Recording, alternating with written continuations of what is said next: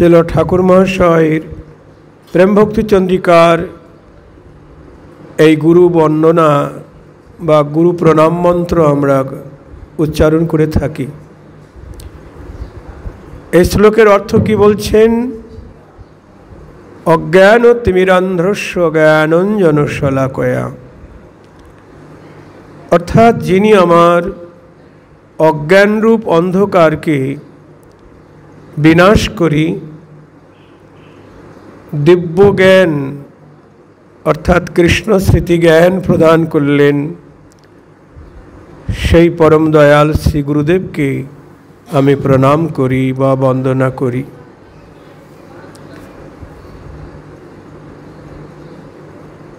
এখন অজ্ঞান তিমিরান্ধ্রস্য, অজ্ঞানতাটাকে তিমিরের সঙ্গে তুলনা করছেন। তিমির মানে অন্ধকার, অজ্ঞানতা মানেই অন্ধকার।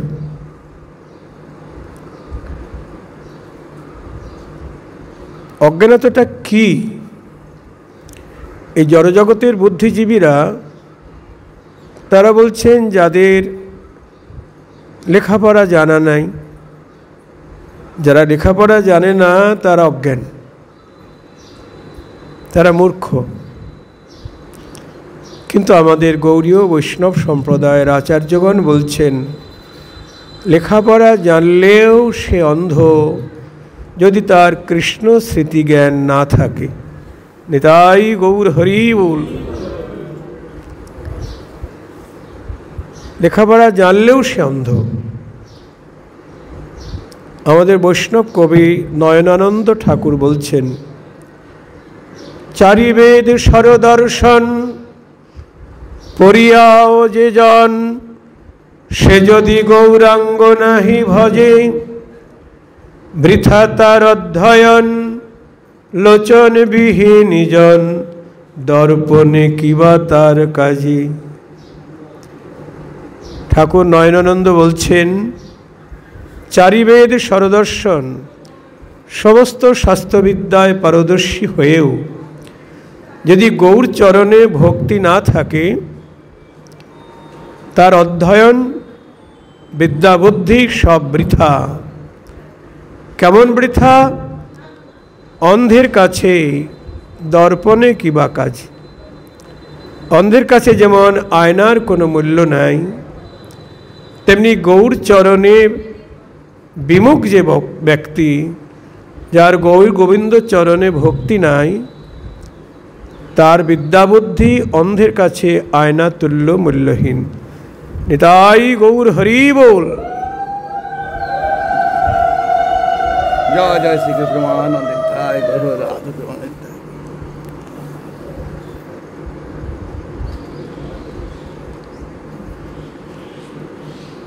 আমাদের ঠাকুর মহাশয় বলছেন, আমরা তো ঠাকুর মহাশয়ের কাছে এসেছি,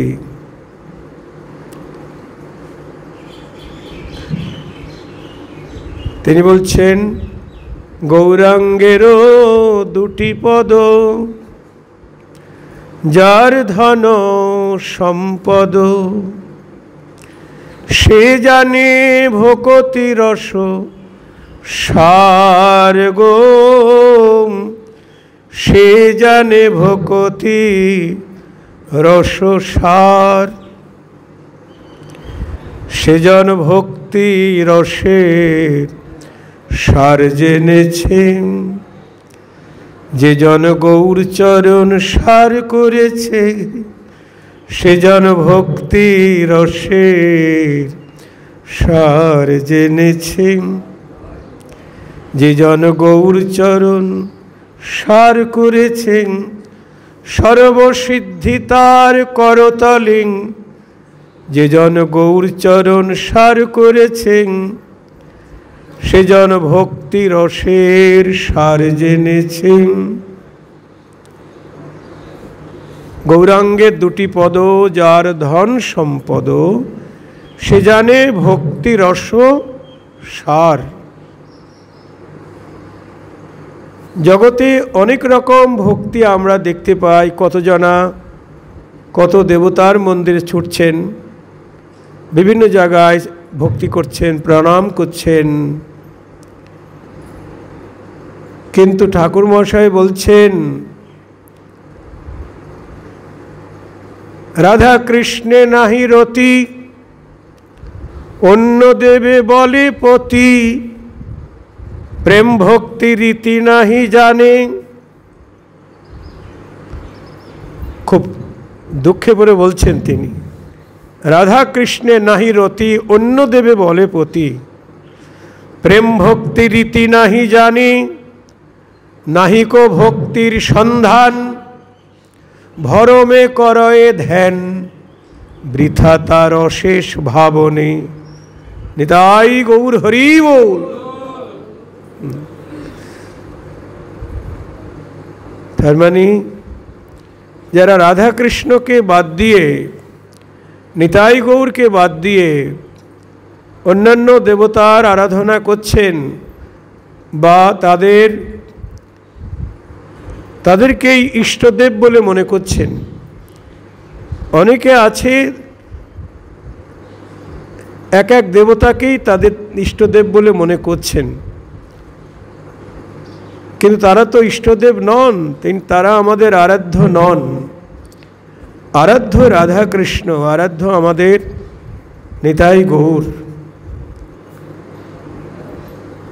তাই ঠাকুর মশাই বলছেন রাধা কৃষ্ণে নাহি রতি, অন্য দেবে বলে পতি, প্রেম ভক্তির রীতি নাহি জানে।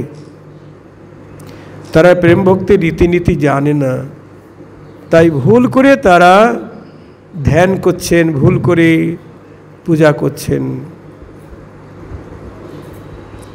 হরি বল। নরোত্তম ঠাকুর বলছেন হরিনাম কৃষ্ণ নাম বড়ই মধুর। তারপরে যেই জানা কৃষ্ণ ভজে সে বড় চতুর। নিতাই গৌর হরি বল। এ কথাটা আমাদের ঠাকুর মহাশয় বলেছেন, তাই না? আবার যে জনা গৌর ভজে সে আরো বড় চতুর। গৌরাঙ্গের দুটি পদ যার ধন সম্পদ, সে জানে ভক্তি রস সার। সমস্ত ভক্তি রসের সে সার তত্ত্ব জেনেছে। চতুর হতে হবে।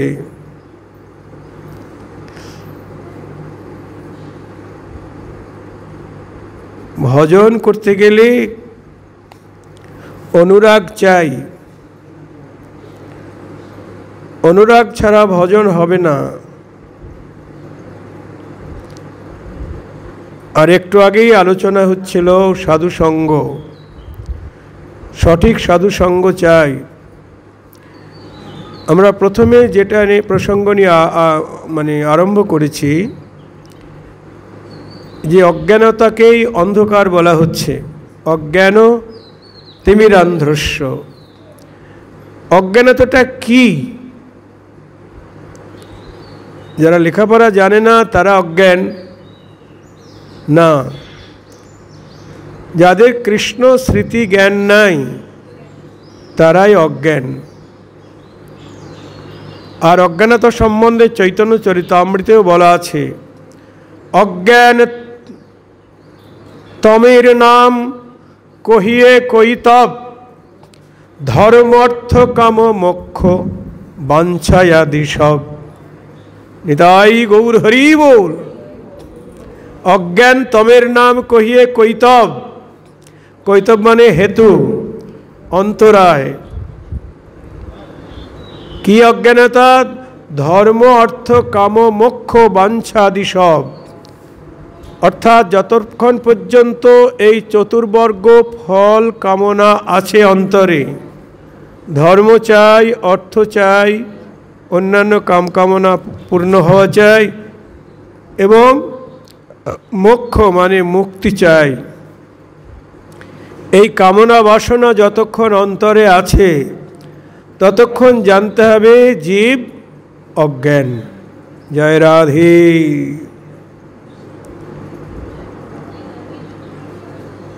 গুরুকরণ অধিকাংশই গুরুকরণ করছেন,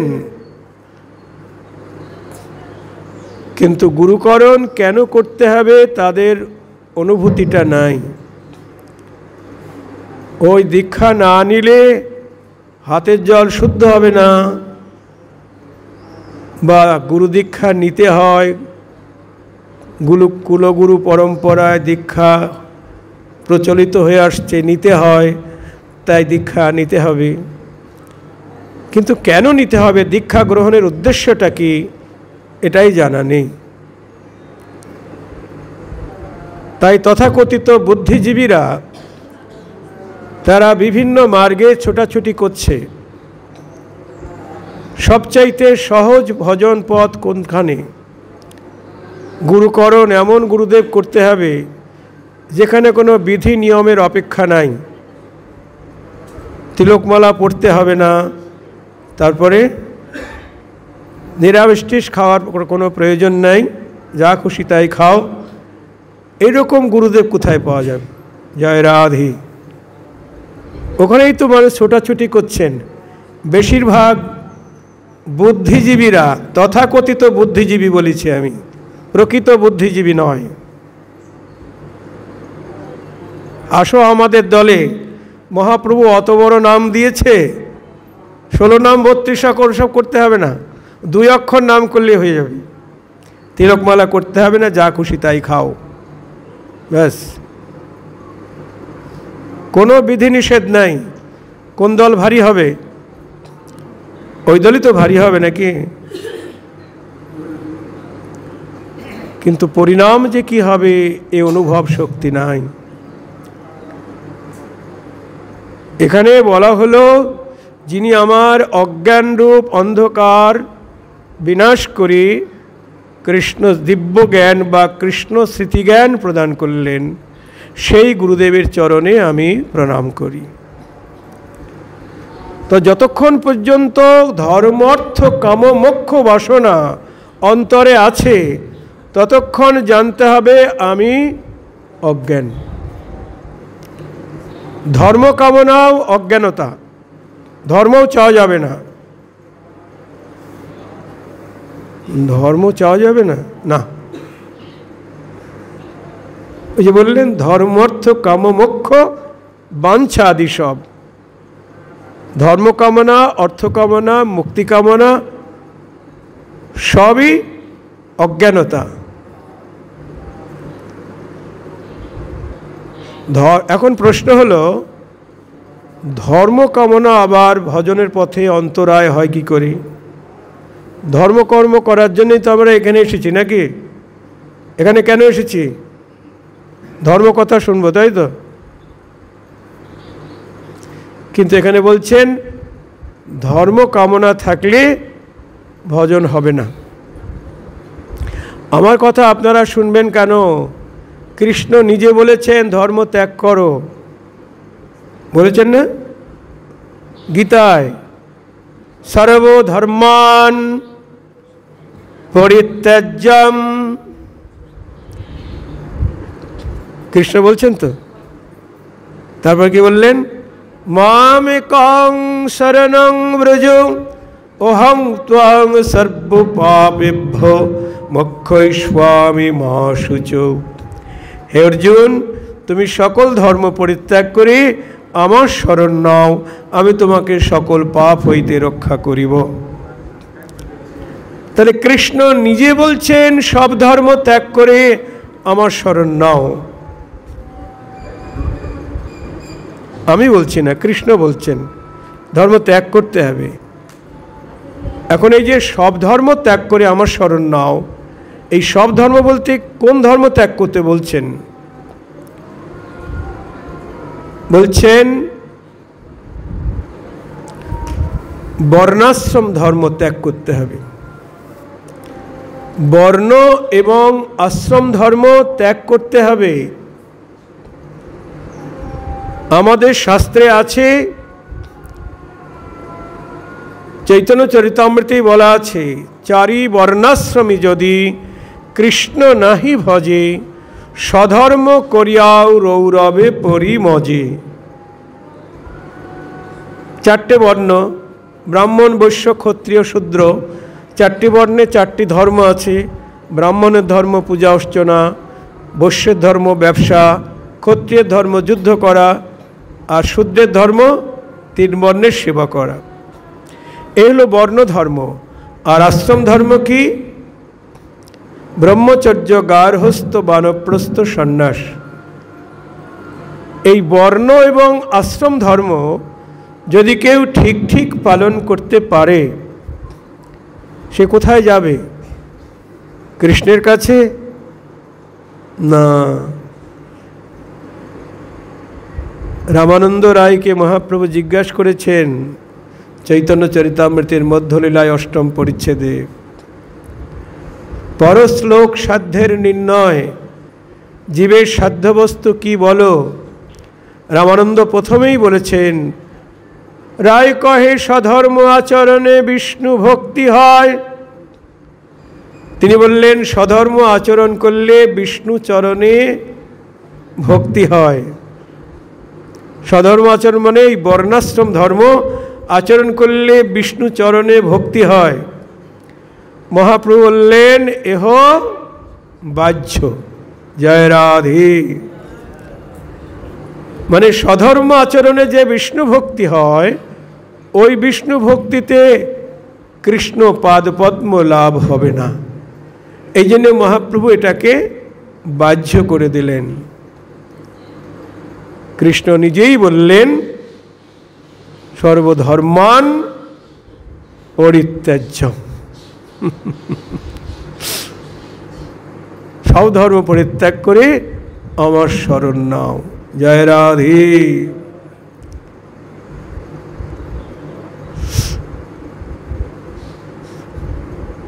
তাহলে ধর্ম, অর্থ, কাম, মোক্ষ, বিভিন্ন রকম কামনা বাসনা আমাদের আছে না?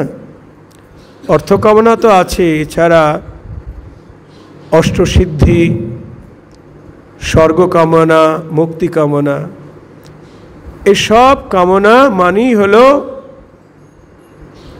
ভক্তিপথের বিঘ্ন। এই কামনা মানেই অন্ধকার। অজ্ঞান তমের নাম কহিয়ে কৈতব, ধর্ম অর্থ কাম মোক্ষ বাঞ্ছা আদি সব। তো এই কামনা বাসনাগুলি যিনি দূর করলেন, সেই গুরুদেবের চরণে আমি প্রণাম করি এবং দিব্য জ্ঞান প্রদান করলেন। দিব্য জ্ঞান মানে কৃষ্ণ স্মৃতি জ্ঞান দান করলেন। কৃষ্ণই আমাদের একমাত্র ভজনীয়, আমাদের আরাধ্য। এই তত্ত্ব যে গুরুদেব আমাকে বলবেন, তিনি আমার গুরুদেব, তাকেই প্রণাম করি। জয় রাধে। সব মার্গের গুরু কি কৃষ্ণ ভজন উপদেশ করে? না। এখন এ বিষয়ে, গুরুকরণ বিষয়ে আমাদের খুব সতর্কতা অবলম্বন করা প্রয়োজন। সাধু সাবধান। আমরা বলছি জয় জয় শ্রীগুরু প্রেম কল্পতরু। একটু আগে যেটা গাইলেন আপনারা, প্রেম ভক্তির বন্দনা, জয় জয় শ্রীগুরু চরণ পদ্মকে বলো ভকতি সদ্ম, ঠাকুর মহাশয়ের রচনা। আবার আরেকটি গুরু বন্দনা আমরা করি, জয় জয় শ্রীগুরু প্রেম কল্পতরু অদ্ভুত যাক পরকাশ। এটা হলো বৈষ্ণব দাসের বন্দনা।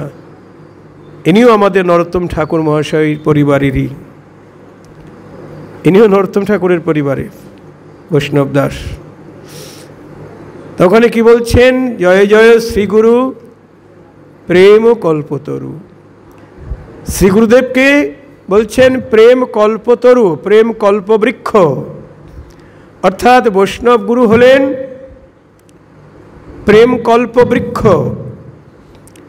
ওখানে কেবল প্রেম ফলই পাওয়া যায়। প্রেম কল্পবৃক্ষে তো প্রেম ফলই ধরবে, অন্য ফল ধরবে না। তাই বৈষ্ণব গুরুই একমাত্র প্রেমকল্প বৃক্ষ, প্রেমকল্পতরু। অন্য কোনো মার্গের গুরুদেবকে প্রেমকল্পতরু বলা যাবে না। কেন? আপনি তাদেরকে প্রণাম করবেন, আপনাকে আশীর্বাদ করবেন কি বলে? আয়ুষ্মান ভব, যশস্বী ভব, হ্যাঁ, পুত্রবতী ভব, এ ভব সে ভব, এই আশীর্বাদ করবেন। আর বৈষ্ণব গুরুর চরণে প্রণাম করবেন, কি আশীর্বাদ করবেন? তোমার কৃষ্ণ ভক্তি লাভ হোক, তোমার কৃষ্ণ প্রেম লাভ হোক। নিতাই গৌর হরি বল। তাই বৈষ্ণব গুরুই প্রেমকল্প বৃক্ষ, প্রেমকল্পতরু। ঠাকুর মহাশয় প্রেম ভক্তি চন্দ্রিকার প্রারম্ভই বললেন, জয় জয় শ্রীগুরু চরণ পদ্ম। এই যে শ্রী শব্দের অর্থই হলো প্রেম।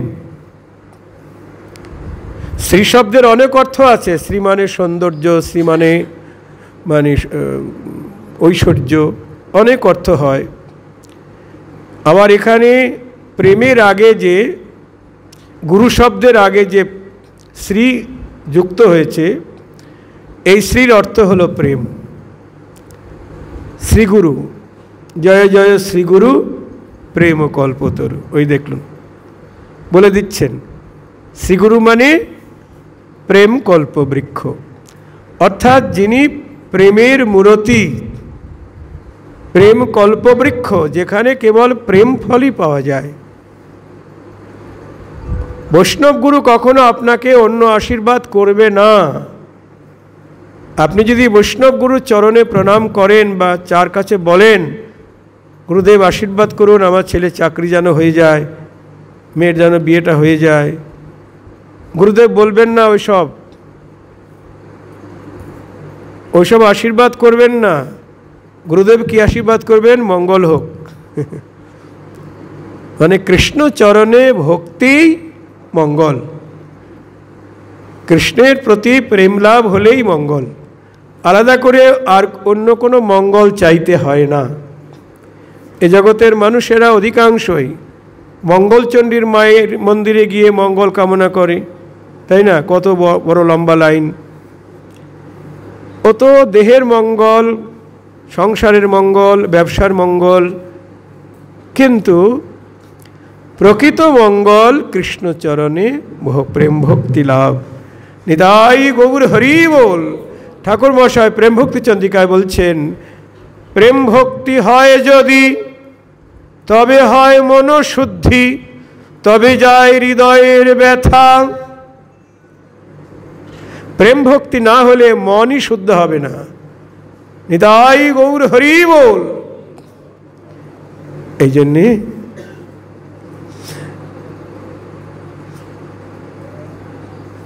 শ্রীগুরু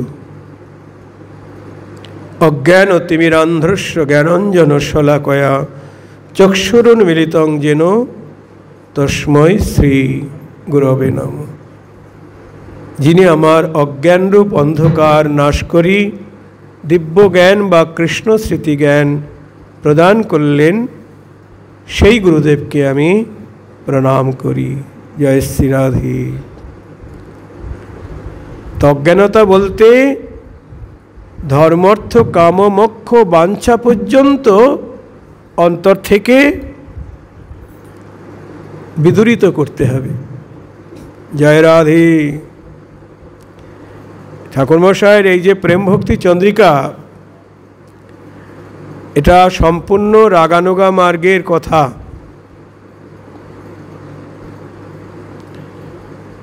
প্রথমেই বলছেন, জয় শ্রীগুরু চরণ পদ্ম কেবল ভকতি সদ্ম বন্দময়ী সাবধান মতে। ভকতি সদ্ম মানে ভক্তির গৃহ বা ভক্তির আশ্রয়। একমাত্র গুরুচরণ আশ্রয়েই ভক্তির মন্দিরে প্রবেশ করা যায়। ভক্তি মন্দির প্রবেশের দ্বার হলেন গুরুচরণ আশ্রয়। জয় রাধে। মন্দিরে প্রবেশ করতে গেলে আগে দরজা দিয়ে তো প্রবেশ করতে হবে, তা বৈষ্ণব গুরু হলেন ভক্তির মন্দিরে প্রবেশের দ্বার স্বরূপ। জয় রাধে।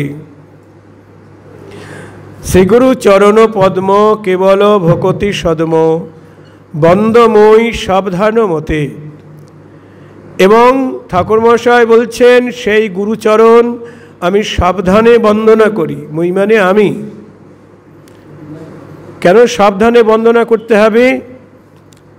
যেন কোনো অপরাধ না হয়। জয় রাধে। যদি অপরাধ হয়ে যায় তাহলে ভজন পথে সব বাদ হয়ে যাবে।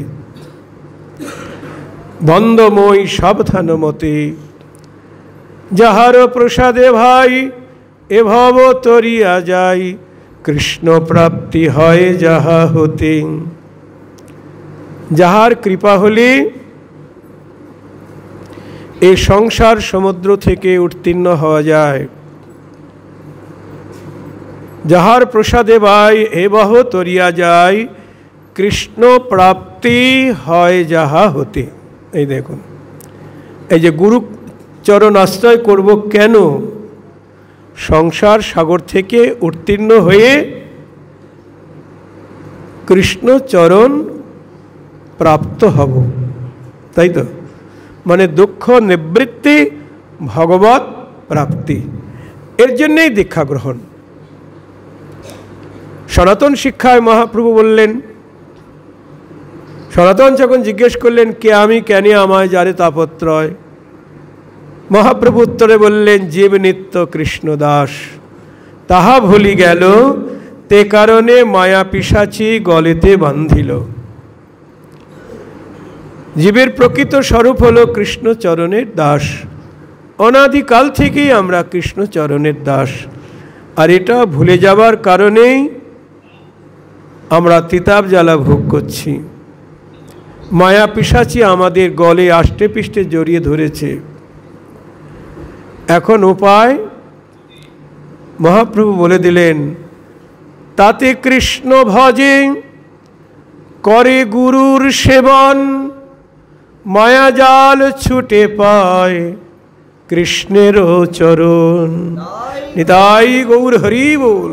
এই দেখুন কি বলছেন, তাতে কৃষ্ণ ভজে করে গুরুর সেবন।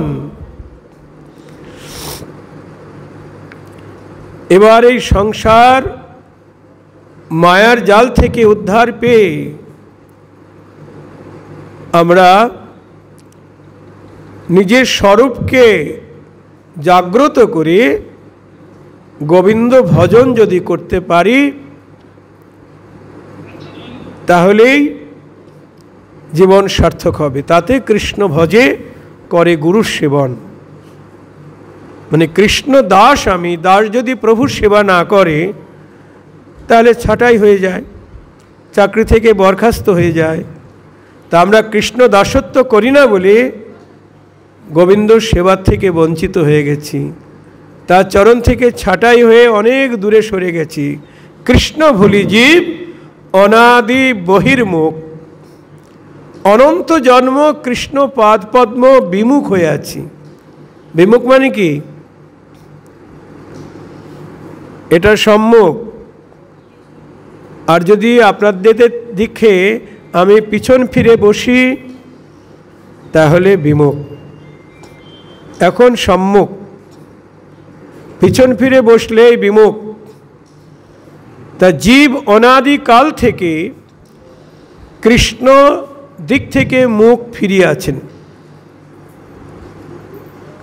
এক জন্ম নয়।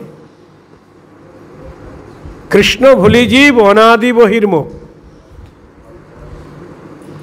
জয় রাধে। অনন্ত জন্ম, বিমুখ মানে পিছন ফিরে থাকা।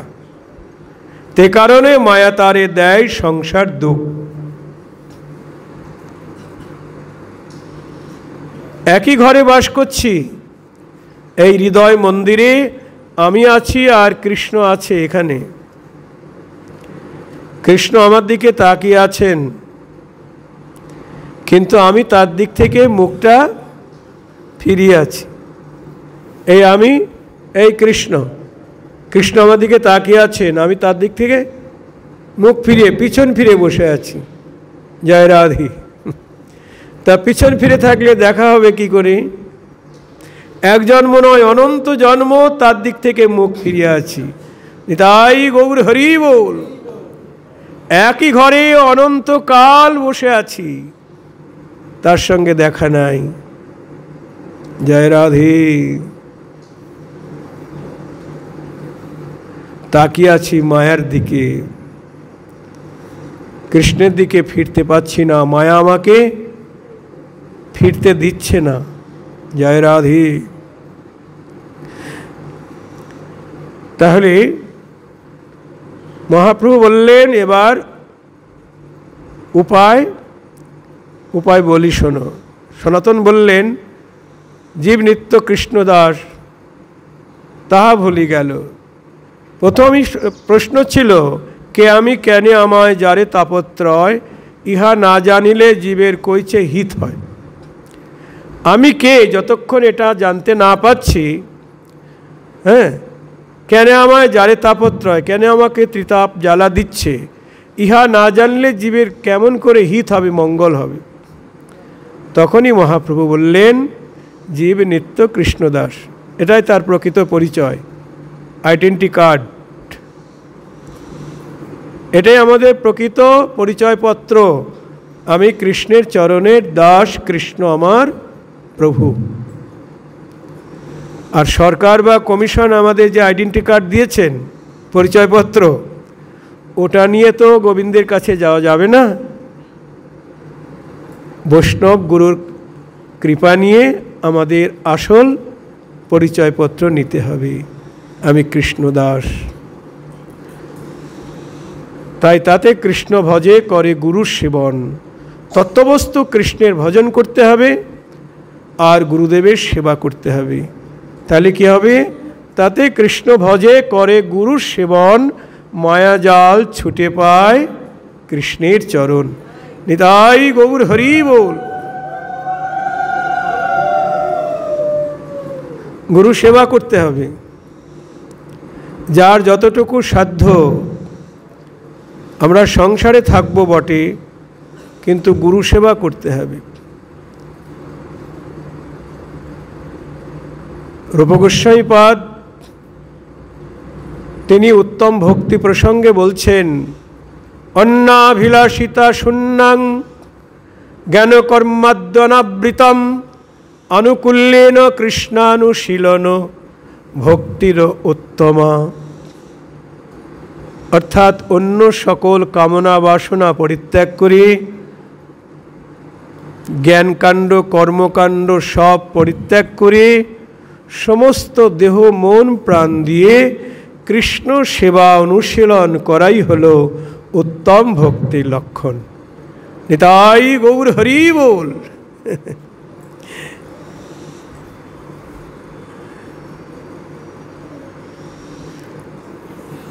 সমস্ত ইন্দ্রিয় দিয়ে সেবা করতে হবে। আমার কৃষ্ণ প্রেয়সী শিরোমণি রাধারানী তিনি সখীদের কাছে বলছেন, সখী রূপ লাগি আখি ঝুরে গুণে মনোভোর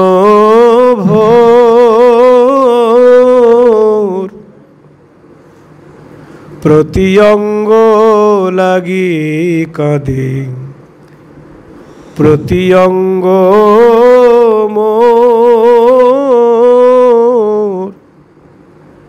প্রতি অঙ্গ লাগি কাঁদে প্রতি অঙ্গ মোর আমার প্রতি অঙ্গ কেঁদে ওঠে। বলি হা কৃষ্ণ হা কৃষ্ণ বলি আমার প্রতি অঙ্গ কেঁদে ওঠে। হা কৃষ্ণ হা কৃষ্ণ বলি গোবিন্দের প্রতি অঙ্গ সেবার লাগি হা কৃষ্ণ বলি আমার প্রতি অঙ্গ কেঁদে ওঠে, প্রতি অঙ্গ লাগি কাঁদে প্রতি অঙ্গ মোর। দেখুন, রাধারানীর প্রত্যেকটি অঙ্গ কাঁদছে কেন? গোবিন্দের প্রত্যেকটি অঙ্গ সেবা করবার জন্য। জয় রাধে। আমার তো একটা অঙ্গও কাঁদে না। গোবিন্দের সেবার জন্য একটা ইন্দ্রিয় ব্যাকুল হয় না। গোবিন্দ রূপ দর্শন করবার জন্যে নয়ন ব্যাকুল হয় না। গোবিন্দের নাম গুণ লীলা শ্রবণ করবার জন্যে কর্ণ ব্যাকুল হয় না। হাত দিয়ে যে তার সেবা করব, হাতও আজে বাজে কর্ম করতে চায়, কিন্তু গোবিন্দ সেবা করতে চায় না। জয় রাধে। হিয়ার পরশ লাগি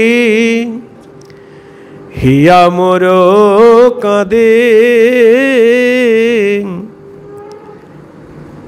আমার হিয়া কাঁদে হিয়ার লাগি, বলি হিয়াই হিয়া মিশিবে বলে কাঁদে হা কৃষ্ণ গোবিন্দ বলি, হিয়াই হিয়া মিশিবে বলে হিয়া কাঁদে হিয়ার লাগি,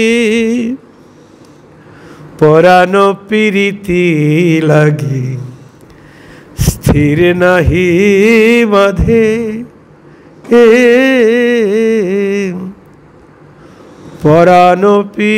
পরাণ মানে প্রাণ, পরাণ প্রীতি লাগি স্থির নাহি বাঁধে, লুটাইয়ে লুটাইয়ে কাঁদে, বলি হিয়ার মাঝে পরাণ আমার লুটাইয়ে লুটাইয়ে কাঁদে, হিয়ার মাঝে পরাণ আমার, বলি পরাণে পরাণ মিশিবে বলি, হিয়ার মাঝে পরাণ আমার লুটাইয়ে লুটাইয়ে কাঁদে, পরাণ প্রীতি লাগি স্থির নাহি বাঁধে। দেখুন, রাধারানী প্রত্যেকটি অঙ্গ গোবিন্দের প্রত্যেকটি অঙ্গের জন্য কাঁদছেন। কৃষ্ণ তখন মথুরায় রাধারানীর সখীদের কাছে নিজের দুঃখের কথা নিবেদন করছে। সখী, যতদিন প্রাণবল্লভ গোবিন্দ ব্রজে ছিলেন ততদিন আমার এই দেহেন্দ্রিয় তার সেবা লাগত, কিন্তু আজ 100 বৎসর কৃষ্ণ হারা হয়ে আমার এই দেহেন্দ্রিয়গুলি সব বৃথা, গোবিন্দ সেবায় তো লাগছে না। তা যে ইন্দ্রিয় যে অঙ্গ কৃষ্ণ সেবায় লাগে না, সে অঙ্গ প্রত্যঙ্গ থাকার চেয়ে না থাকাই ভালো। প্রথমে জ্ঞানেন্দ্রিয়ের কথা বলছেন। বংশীগানামৃত ধাম লাবণ্যামৃত জন্মস্থান, যে না দেখে সচাঁদ বদন, সে নয়নে কিবা কাজ, পরুক তার মুন্ডে বাজ, সে নয়ন রহে কি কারণ। জয় রাধে। বংশী গান অমৃত ধাম। অমৃতের ধাম কোনটা? গোবিন্দের মুখমণ্ডলকে রাধারানী অমৃতের ধাম বলে বর্ণনা করছেন। কেন? যেখানে বংশী গান হয়। বংশী গান অমৃত ধাম, লাবণ্যামৃত জন্মস্থান, যেখান থেকে জগতের সমস্ত রূপ লাবণ্যের উৎপত্তি। যে না দেখে সোচাঁদ বদন, যে নয়নে সেই কৃষ্ণের চাঁদ বদন না দেখে, সখীরে সে নয়নে কিবা কাজ, পরুক তার মুন্ডে বাজ, সে নয়ন রহে কি কারণ, বলি তার মাথায় বাজ পড়ুক। আমার কৃষ্ণ বদন যে না দেখে,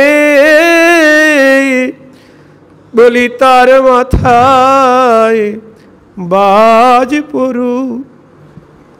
গোবিন্দ বদন যে না দেখে, সে কেন বা ভাবে জন্ম নিল।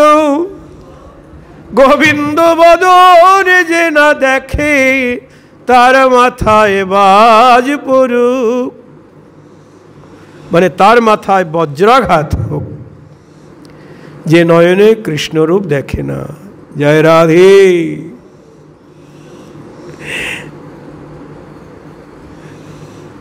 তারপরে বলছেন, কৃষ্ণের মধুর বাণী যেন অমৃতের তরঙ্গিনী। কৃষ্ণের বাণী, তার মুখের বাণী বা তার মুরলীর গান বা তার কথামৃত, তার লীলামৃত, সেটা কেমন? কৃষ্ণের মধুর বাণী যেন অমৃতের তরঙ্গিনী, অমৃতের ঢেউ, অমৃতের স্রোত।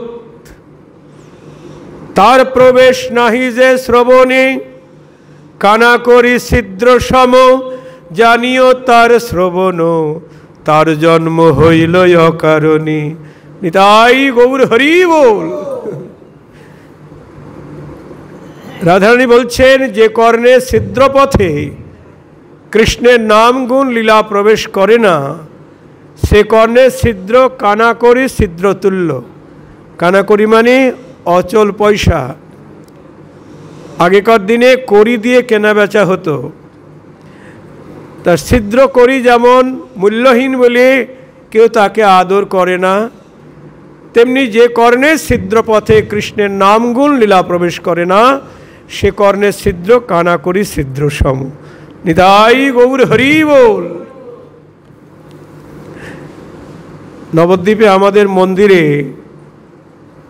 প্রাচীরের উপরে 3টি হনুমানের মূর্তি বসিয়েছি।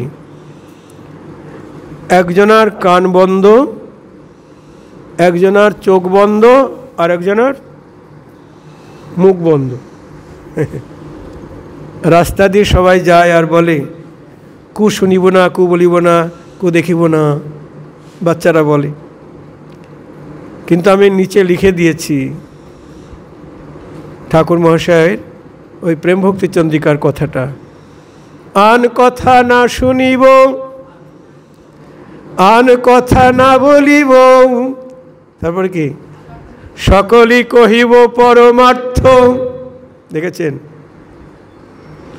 আন কথা শুনবও না, আন কথা বলবও না, যা বলবো সব পরমার্থ বলবো। হরি বল।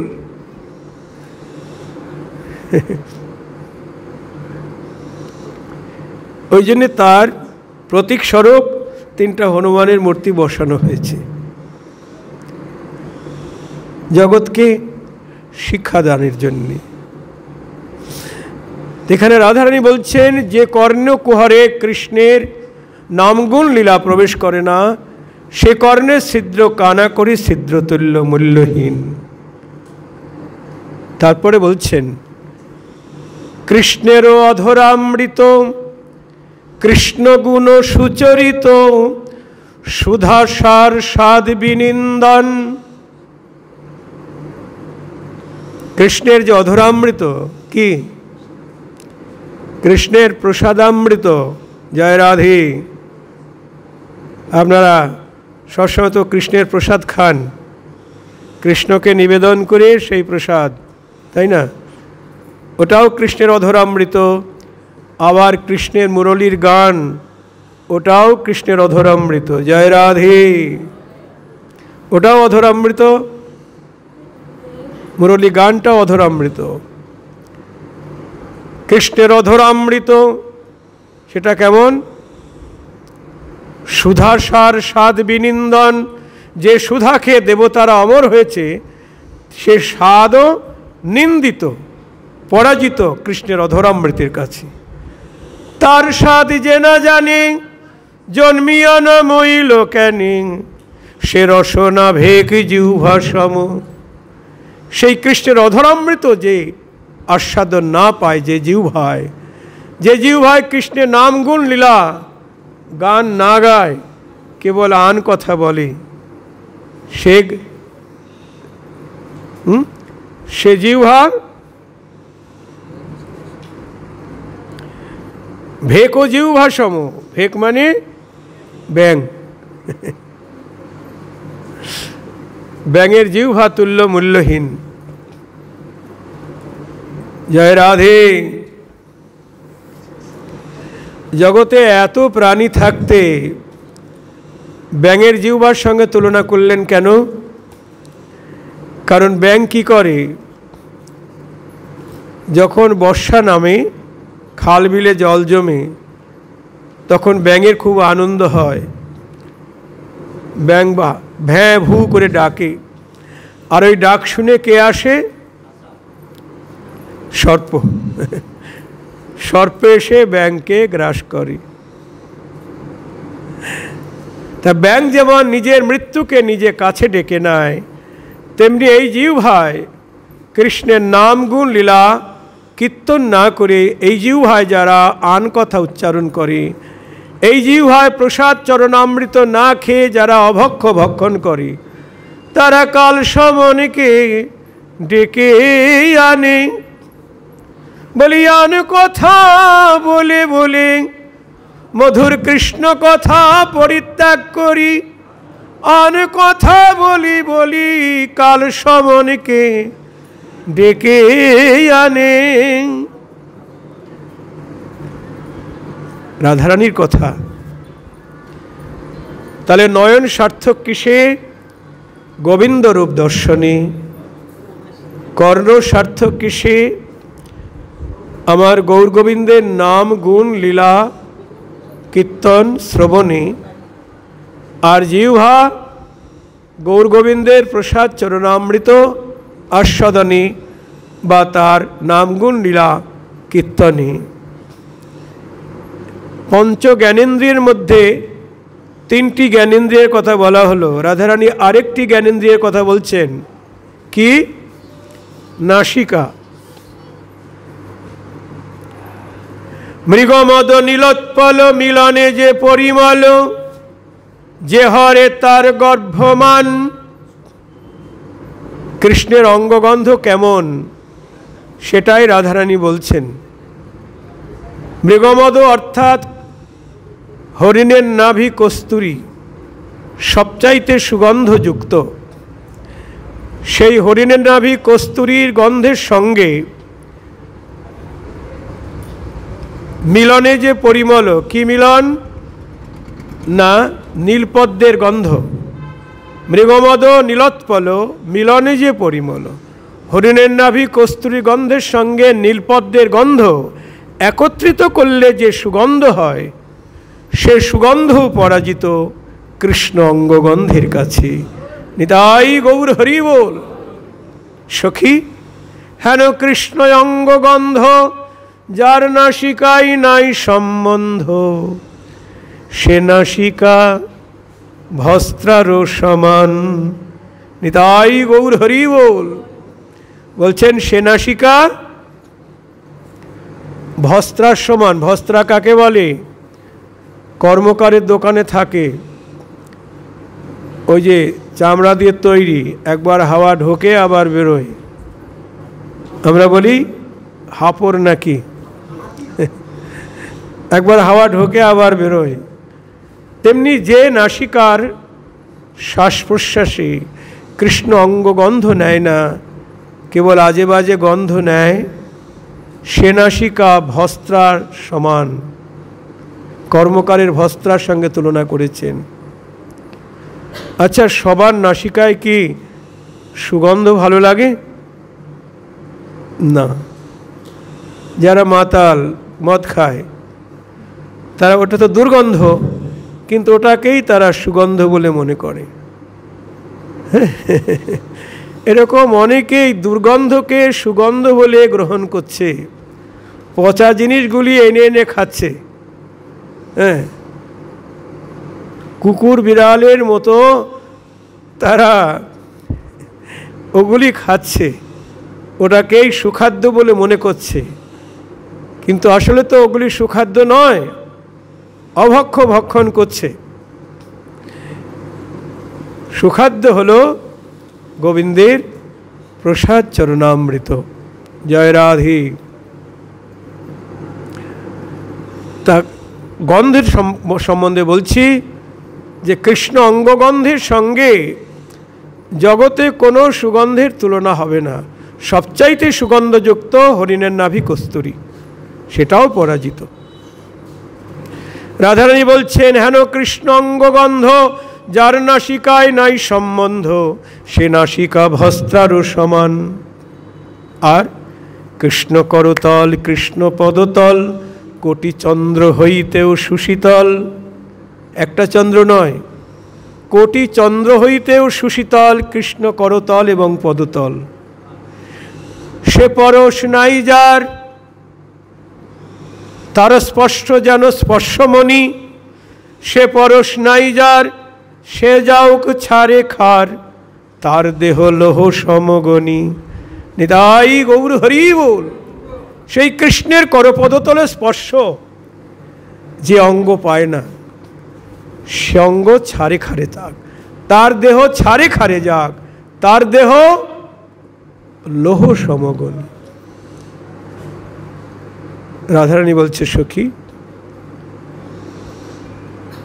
আমার সাধের জনম বিফলে গেল, এ দেহ গোবিন্দ সেবায় লাগিল না রে। আমার সাধের জনম বিফলে গেল, এ দেহ গোবিন্দ সেবায় লাগিল না রে। আমি কেন বা ভাবে জনম নিলাম, এ দেহ গোবিন্দ সেবায় লাগিল না রে। সাধের জনম বিফলে গেল।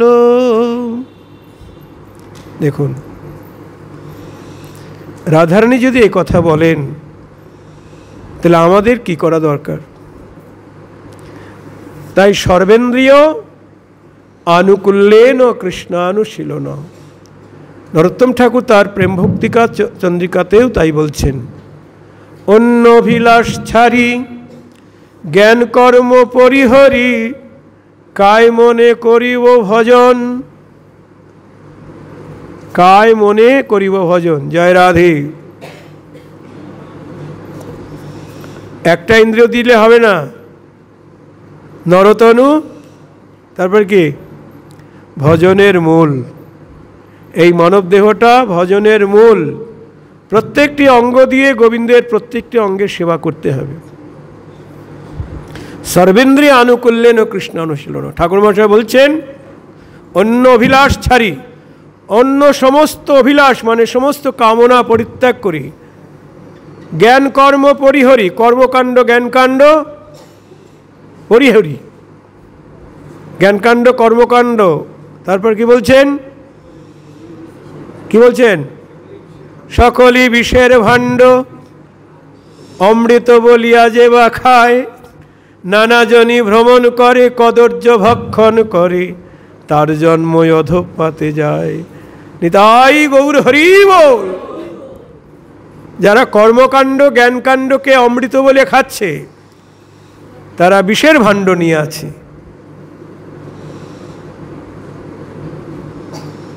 নরোত্তম ঠাকুর কতকগুলি অপ্রিয় সত্য কথা বলেছেন।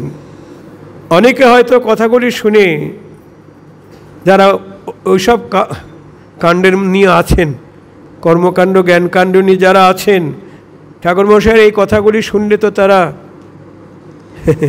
গালাগালি দিবেন, যে তোমার পথই ঠিক আর আমাদেরটা সব বেঠিক। কিন্তু তিনি বলেছেন, মহাপ্রভু জগতে আর ওই কর্মকাণ্ড জ্ঞানকাণ্ডের কথা বলেনি। বলেছেন মহাপ্রভু জগতে কি দিয়েছেন? টাকা পয়সা দিয়েছেন না বাড়ি গাড়ি করে দিয়েছেন? কিচ্ছু দেয়নি। অথচ তাকে দাতা শিরোমণি বলা হচ্ছে। কেন দাতা শিরোমণি? নমো মহাবদান্নায় কৃষ্ণ প্রেম প্রদায়তি কৃষ্ণায় কৃষ্ণ চৈতন্য নাম্নি গৌরতীশে নমো নমো। তিনি জগৎকে কৃষ্ণ প্রেম দান করেছেন, এই জন্যে তিনি দাতা শিরোমণি। নিতাই গৌর হরি বল।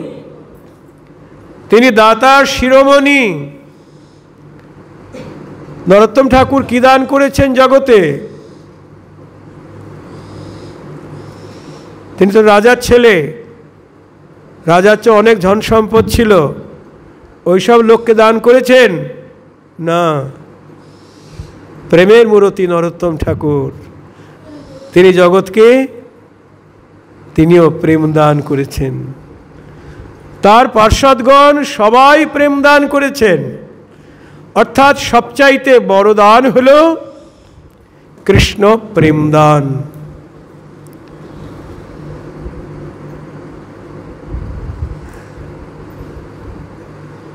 ঠাকুরমশাই তাই বলছেন, রাধা কৃষ্ণ কর ধ্যান স্বপ্নেও না বলওয়ান, প্রেম বিনা কিছু নাহি চাও। মহাপ্রভু বুঝেছেন যে ধর্মার্থ কামমোক্ষ কোনোটা পেলে জীবের মঙ্গল হবে না। তাই জগৎকে এমন সম্পদ দান করব যা পেলে তাদের সব পাওয়া হয়ে যাবে, সব অভাব ঘুচে যাবে। সেটা হলো কৃষ্ণ প্রেম। নিতাই গৌর হরি বল। মহাপ্রভু তাই মালদায় পদ্মার কিনারে কুতুবপুরে, সেখানে এই ক্ষেতরের দিকে তাকিয়ে নরোত্তম নরোত্তম বলে ডাকছিলেন। নরোত্তম নরোত্তম বলে ডাকছেন এদিকে মুখ করে মালদা থেকে। তখন নিত্যানন্দ প্রভু অন্যান্য পার্ষদগণ বলা বলি করছেন, এদেশে মনে হয় মহাপ্রভুর কোনো পার্ষদ আছেন নরোত্তম বলে। নিতাই চাঁদ বলছেন, প্রভু এদেশে নরোত্তম বলে তোমার কেউ আছে? তখন মহাপ্রভু বলছেন, প্রভু কহে শ্রীপাদ তুমি করহ ভাবনা, আপনার গুণ তুমি না জানো আপনা। তোমার যে কত গুণ তুমি তা জানো না। আমি নীলাচল যাইতে যত কাঁদিয়াছ তুমি, সেই প্রেমে দিনে দিনে বান্ধিয়াছি আমি। নিতাই গৌর হরি বল। আমি নীলাচলে যাবার সময় তুমি যত কেঁদেছ, সেই প্রেমটাকে আমি দিনে দিনে বেঁধে রেখেছি। সেই প্রেম রাখি যাব, সেই প্রেম রাখি যাব পদ্মাবতী তীরে। নরোত্তম নামে ভক্ত দেব প্রেম তারে। নিতাই গৌর হরি বল। তোমার সেই প্রেম আমি পদ্মাবতীর জলে রেখে যাব, আর নরোত্তম নামে ভক্তকে সেই প্রেম দিয়ে যাব। প্রেমে জন্ম হবে তার আমা বিদ্যমানে, এক্ষণে রাখি যাব আমি পদ্মাবতী নীরে। এত বলি পদ্মাবতীকে বললেন, পদ্মাবতী তোমার বক্ষে আমি এই প্রেমধন দান করলাম। আমার ভক্ত নরোত্তম নামে একজন এদেশে আসবেন, তাকে তুমি এই প্রেমধন দান করবে। পদ্মা কহে কে নরোত্তম, তাকে চিনিব কেমনে? প্রভু কহে যাহার পরশে তুমি অধিক উছলিবা, সেই নরোত্তম তারে এই প্রেম দিবা। নিতাই গৌর হরি বল। যার পরশ লাগলে তুমি আনন্দে উথাল পাতাল তরঙ্গ খেলবে, সেই নরোত্তম, তাকেই তুমি এই প্রেম দান করবে। তাই নরোত্তম ঠাকুরের জন্ম হয়েছে প্রেমে। পদ্মাবতীর বক্ষে নরোত্তম ঠাকুর নিত্যানন্দ প্রভুর স্বপ্নাদেশ পেয়ে যখন অবগাহন করতে নামলেন, তখন পদ্মাবতী তাকে বুকে নিয়ে মহাপ্রভুর দেহা গচ্ছিত প্রেম তাকে দান করলেন। নরোত্তম ছিল কৃষ্ণবর্ণ, হয়ে গেল গৌরবর্ণ। কিনারে উঠে প্রেমাবেশে নৃত্য করতে লাগলেন। নিতাই গৌর হরি বল। এই সেই প্রেমতলী যেখানে প্রেম প্রাপ্ত হয়েছেন। তাই মহাপ্রভু নিতাই চাঁদের প্রেমের মূরতি আমার ঠাকুর নরোত্তম, তিনিও জগৎকে প্রেম দান করেছেন। তার পার্ষদগণ সবাই প্রেম দান করেছেন। এই যে রূপ সনাতন প্রেম ভক্তি চন্দ্রিকা ঠাকুর মহাশয় বলছেন, জয় সনাতন রূপ, তারপরে কি মনে আছে? জয় সনাতন রূপ প্রেম ভক্তি রস কূপ। দেখেছেন ঠাকুর মশাই রূপ সনাতনকে প্রেম ভক্তি রস কূপ বলছেন। জয় সনাতন রূপ প্রেম ভক্তি রস কূপ, যুগল উজ্জ্বলময় তনু। আর তাদের তনু, তাদের দেহটা যুগল উজ্জ্বলময় তনু, মানে রাধাকৃষ্ণের যুগল রসের তনু। তারা তো সেবারসের মূরতি, রাধাকৃষ্ণের সেবারসের মূরতি। তারা তো সেই রূপমঞ্জরি আর লবঙ্গমঞ্জরি, সেবা রস দিয়েই তাদের দেহটা গঠিত।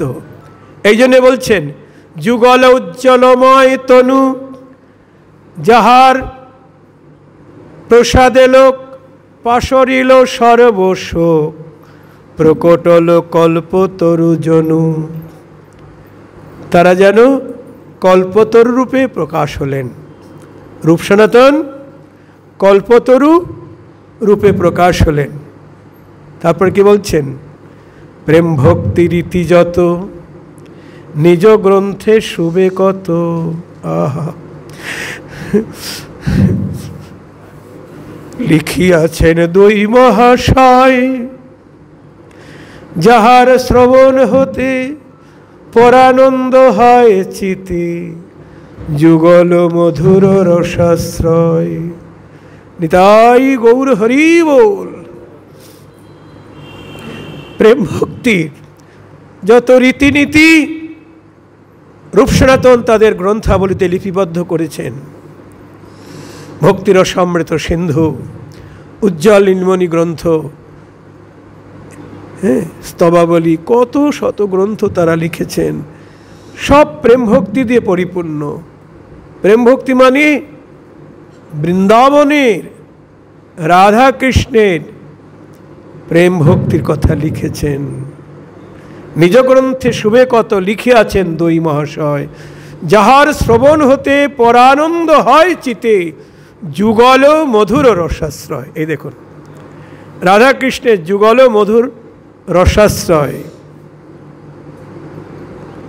তাদের রচনাবলিতে রাধাকৃষ্ণের যুগল ভজনের কথা উল্লেখ হয়েছে, তাই না? এর পরের লাইনে বলছেন, যুগল কিশোর প্রেম লক্ষ্যবাণী যেন হেম, হেন ধন প্রকাশিল যারা। কি রূপ সনাতন কি প্রকাশ করেছেন? রাধাকৃষ্ণের যুগল প্রেম জগতে প্রকাশ করেছেন। যুগল কিশোর প্রেম লক্ষ্যবান যেন হেম। অনেকে বলছেন এটা ইউনিভার্সিটির কোর্স, এটা আমরা বুঝবো না। আমাকে একজন ব্রহ্মচারী বলছে, বাবাজি আপনি রাধাকৃষ্ণের লীলাগান কেন কীর্তন করেন, রাধাকৃষ্ণের লীলাগান গাইবেন না? আমি বললাম কেন? বলছে ওটা ইউনিভার্সিটির কোর্স, আমাদের গাওয়ার শোনার অধিকার নেই।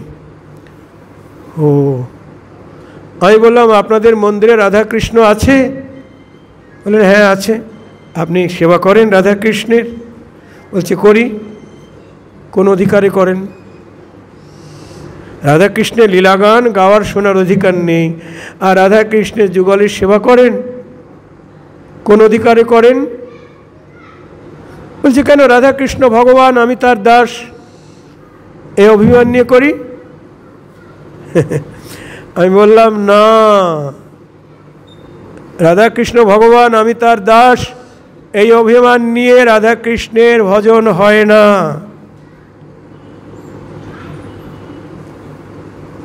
কৃষ্ণের দাস হলে রাধাকৃষ্ণের যুগল সেবার অধিকার পাওয়া যাবে না? যাবে? যাবে? রামানন্দের সঙ্গে মহাপ্রভুর আলাপ হয়েছে। রামানন্দ বলো, রাধাকৃষ্ণের যুগল সেবা এটাই যদি সাধ্য হয়, সাধ্য বস্তু সাধন বিনে কেহ নাহি পায়, কৃপা করি কহ রায় পাবার উপায়। তখন রামানন্দ বললেন, রাধাকৃষ্ণ লীলা হয় অতি গুরুতর, দাস্য সখ্য বাৎসল্যাদি ভাবের নহয় গোচর। নিতাই গৌর হরি বল। যারা কৃষ্ণের দাস্য সখ্য বাৎসল্য রসের ভক্ত, তারা রাধা কৃষ্ণের যুগল সেবায় অধিকার পাবে না। কে পাবে? সবে মাত্র সখীগণের ইহাতে অধিকার, সখী লীলা আস্বাদিয়ে করে লীলারও বিস্তার। একমাত্র সখীদের অধিকার, আর সেই সখীদের আনুগত্য নিয়ে যারা ভজন করবে তাদের অধিকার। আমি তাকে বলেছিলাম, রাধারানীর দাসী না হলে রাধাকৃষ্ণের যুগল সেবায় অধিকার হবে না। আর কৃষ্ণকে আপনি যতক্ষণ ভগবান চিন্তা করবেন, ততক্ষণ আপনার কাছে রাধা মাধবের সেবার অধিকার হবে না। হবে? আপনারা বলুন, হবে? ব্রজবাসীরা কেউ কৃষ্ণকে ভগবান চিন্তা করে না। মোর পুত্র, মোর সখা, বলছেন আমাকে ঈশ্বর মানে নিজেকে মানে হীন, তার প্রেমে বশ না হই অধীন। আমাকে যার ঈশ্বর জ্ঞান করে, ভগবান চিন্তা করে, তাদের প্রেমে আমি বশ না হই অধীন। আমি অধীনকার? মোর পুত্র, মোর সখা, মোর প্রাণপতি, এইভাবে যে মোরে করে শুদ্ধ রতি, আমি তাদের প্রেমে বাধা থাকি। যারা সহজভাবে ভালোবাসে, আমায় ঘরের মানুষ করে ভাবে, নিতাই গৌর হরি বল। আমায় ঘরের মানুষ করে ভাবে, আমি তাদের প্রেমে বাধা থাকি। একেবারে আপনজন ভাবতে হবে। ঈশ্বর জ্ঞানে ব্রজের ভজন নয়। যারা দাস্যপ্রেমের ভক্ত বৃন্দাবনে রক্তপত্র, তারাও কৃষ্ণকে ভগবান ভাবে না। কৃষ্ণের সেবা পরিচর্যা করে নন্দালয়ে যারা রক্তপত্রকাদি দাস্যরসের ভক্তগণ। যেমন রাজবাড়িতে রাজার ছেলের দেখাশোনার দায়িত্ব অনেক সময় রাজবাড়ির যারা কর্মচারী থাকে তাদের উপরে থাকে, তাই না? দাসদাসী থাকে। অনেক সময় রাজবাড়ির রাজার ছেলের যত্ন তারাই করে থাকে। তেমনি নন্দ মহারাজের আঙিনায় যারা সেবক বা দাস, তারা কৃষ্ণ বলরামের সেবা করে, নিজে হাতে স্নান করিয়ে দেয়। যখন নন্দালয়ে থাকেন তারা, কৃষ্ণ থাকেন, ওখানকার দাস হতে হবে। যদি দাস্যপ্রেমে ভজন করতে হয়, তাহলে রক্তপত্রকাদি দাস্যরসের ভক্তদের আনুগত্য নিয়ে ভজন করতে হবে। যদি সখ্য প্রেমে গোবিন্দকে পেতে হয়, তাহলে শ্রীদাম, সুদাম, বসুদাম আদি সখ্য প্রেমের তাদের আনুগত্য নিয়ে ভজন করতে হবে। যদি বাৎসল্য প্রেমে কৃষ্ণকে পেতে হয় পুত্ররূপে, তাহলে নন্দ যশোমতীর আনুগত্য নিয়ে ভজন করতে হবে। আর যদি ব্রজে রাধা কৃষ্ণের যুগল মাধুর্যের আস্বাদন পেতে হয়, তাহলে কাদের আনুগত্য নিতে হবে? সখী মঞ্জরীদের। নিতাই গৌর হরি বল। আমরা যখন তুলসী আরতি গাই কি বলি? এই মনের অভিলাষ, তারপর কি গো? বিলাস কুঞ্জে দিও বাস, নয়নে হেরিব সদা যুগল রূপ রাশি নমন। অনেকেই গাইছে, নেচে নেচে গাইছে, অনেকে গাইছে, কিন্তু এর অর্থটা অনুভব করছে না। আমরা মুখে কি বলছি, তুলসীর কাছে কি চাইছি, কি নিবেদন করছি, এটা মন প্রাণ দিয়ে একটু অনুভব করার চেষ্টা করছি না। কি বলছি? এই মনের অভিলাষ, বিলাস কুঞ্জে দিও বাস। বিলাস কুঞ্জ মানে কি গো? কোথায়? রাধা এবং কৃষ্ণ যে কুঞ্জে বিলাস করছেন, সেখানে বাস চাইছি। বাবা, হ্যাঁ, এ জগতে একজন নায়ক নায়িকার বিয়ের পরে যখন বাসর ঘরে দেয়, ওখানে আর তৃতীয় কোনো ব্যক্তি থাকতে পারে গো? কি গো মায়েরা বলুন, থাকতে পারে না? দুইজন ছাড়া তিনজন থাকতে পারবে না। আর আমি কি চাইছি? যেখানে রাধা কৃষ্ণ বিলাস করছেন সেখানে বাস করব। কি বলছি তো? কি তো ওখানে বাস করতে গেলে কেমন যোগ্যতা চাই? কৃষ্ণের বাবা মা হলে ওখানে ঢোকা যাবে? কৃষ্ণের বাবা মা, কৃষ্ণের সখা হলেও পারবে না, কৃষ্ণের দাস হলেও পাবে না।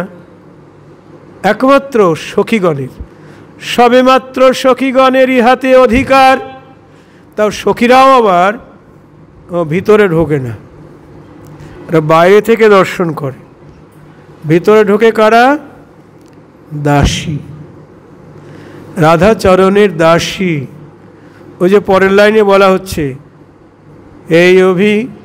এই নিবেদন ধরো, সখীর অনুগত করো, কুঞ্জ সেবা দিয়ে মোরে করো রাধা দাসী। নম নম তুলসী কৃষ্ণ প্রেয়সী, নম নম। দীন কৃষ্ণ দাসে কয়, এই যেন মোর হয়, শ্রীরাধা গোবিন্দ প্রেমে সদাই যেন ভাসি। নম নম। এটা তো নিবেদনই পথ, তাই না? দেখেছেন? তাহলে আমরা যুগল সেবার অভিলাষী, এটাই মহাপ্রভুর মহাদান। নাম প্রেম প্রচার এহ বহিরঙ্গ, ইহা ছাড়া আছে আর এক অন্তরঙ্গ। চৈতন্য চরিতামৃতের মধ্যলীলায় ৮ম পরিচ্ছেদে বলা আছে, নাম প্রেম প্রচার এহ বহিরঙ্গ। মহাপ্রভুর অবতারের কারণ এহ বহিরঙ্গ, ইহা ছাড়া আছে আর এক অন্তরঙ্গ। কি? প্রেমরস নির্যাস করিতে আস্বাদন, রাগমার্গ ভক্তি লোকে করিতে প্রচারণ। নিতাই গৌর হরি বল। প্রেমরস নির্যাস আস্বাদন করবেন মহাপ্রভু, 3 বাঞ্ছার পূরণ করবেন, 3 অভিলাষ পূর্ণ করবেন, আর রাগমার্গ ভক্তি জগতে প্রচার করবেন। রাগানুগ মার্গে ভজন। মহাপ্রভু বিধিমার্গের ভজন দেয়নি, দিয়েছেন 4 ভাবের ভক্তি দিয়া নাচাইমু ভুবন। রাগমার্গ ভক্তি লোকে করিতে প্রচারণ, বিধিমার্গ নয়। চৈতন্য চরিতামৃত বলছেন, বিধিমার্গে ঐশ্বর্য জ্ঞানে ভজন করে চতুর্বিধ মুক্তি পেয়ে বৈকুণ্ঠে যাবে। যারা বিধিমার্গে কৃষ্ণ ভজন করছেন তারা বৈকুণ্ঠে যাবে, বৃন্দাবনে কখনো যাওয়ার অধিকার হবে না। জয় রাধে।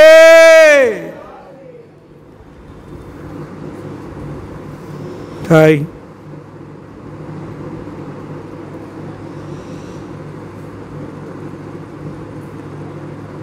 ব্রজের যে কোনো ভাব লইয়া যেই জন ভজে, ভাবযোগ্য দেহ পেয়ে কৃষ্ণ পায় বোঝে। কিন্তু সর্বশ্রেষ্ঠ ভজন হলো যুগল ভজন। আমরা গুরু বন্দনার শেষে পাই মধুর শ্রী বৃন্দাবন, তারপর কি মধুর শ্রী বৃন্দাবন যুগল ভজন ধন মোহে করল উপদেশ। কি যুগল ভজন উপদেশ করেছেন তো গুরুদেব? হ্যাঁ, যুগল ভজন। তো যুগল ভজন করতে গেলে, যুগল সেবা করতে গেলে রাধা দাসী হতেই হবে। আগামীকাল বিস্তারিতভাবে আমরা আস্বাদন করব, আজকে এখানে রাখছি। তবে আগামীকাল এত দেরি করলে হবে না, কারণ আগামীকাল আমাদের রাজশাহী যেতে হবে। রাজশাহী ওখানকার ভক্তরা একটু আবার হরিকথার আয়োজন করেছেন, সেখানে রাত্রি 8টা থেকে আরম্ভ করতে হবে। কাজে এখানে আমাদের একটু সকাল সকাল আরম্ভ করতে হবে। 4টে হলে ভালো হয়, নাহলে 5টায় তো আরম্ভ করতেই হবে। হ্যাঁ, আপনারা সেইভাবেই প্রস্তুতি নিয়ে আসবেন। জয় রাধে। শ্রী গুরু নিতাই গৌর সীতানাথ প্রেমানন্দে হরি হরি बोल। জয়।